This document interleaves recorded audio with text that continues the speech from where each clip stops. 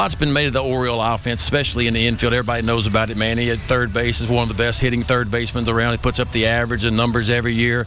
Hardy over at shortstop, 10 to 15 points better than his career average this year. Donaldson Cope at second base. Pretty much career highs in every offensive category. And, of course, Chris Davis at first base, 181 home runs since 2012. That's the number one in all of baseball. But what doesn't get talked a lot about, I don't think, is this Oriole defense. I know you're in charge of that, a big part of that, especially with the infield part of the guys. When you add Matt Wieters, who's one of the best throwing catchers in the game, to go along with the defensive guys you got out there, you could pretty much make the point that the Oriole infield is one of the better defensive infields in all of baseball.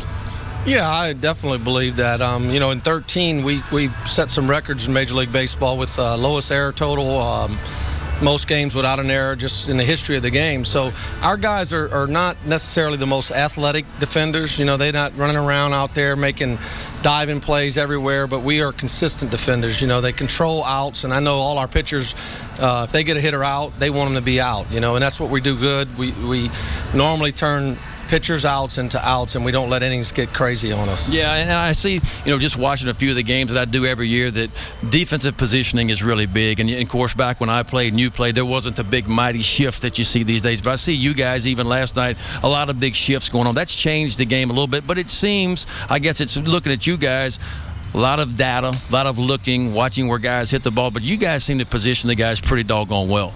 Yeah, we do.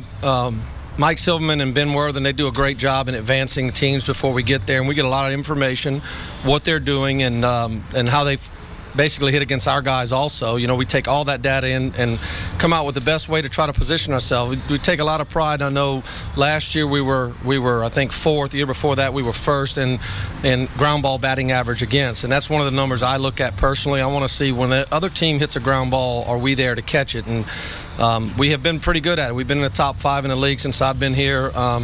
And that's with, per se, not a lot of range, as people want to say, with our infielders. Our infielders are not the most athletic guys, as I said, but they position well, they think well in advance, they kind of move with what the pitcher's trying to do to hitters, and then along with the scouting, the advanced scouting, we do a good job of trying to get in front of all the ground balls. Yeah, a lot of Oriole fans know Bobby Dickerson, of course, from Mississippi, still lives there, but went to school at Nicholls State University in the big town of Thibodaux, Louisiana. Bobby, you ever get back to Thibodaux? Actually, went this year. Actually, I was honored. They put me in the Hall of Fame this year at Nicholls State, and nice. Yeah, it was pretty cool going back. That's the first time I had been back since I left there in '87, and so it was neat to go back. The school's changed a lot. It's a lot bigger now. A lot of the field has lights on it now, and there's actually a dugout that's dug in to the ground. So it was pretty cool to go back and visit. I'm baseball crazy in my life. I'm always gone doing baseball, as I'm going to Dominican after the season this year to manage. So it was nice to get home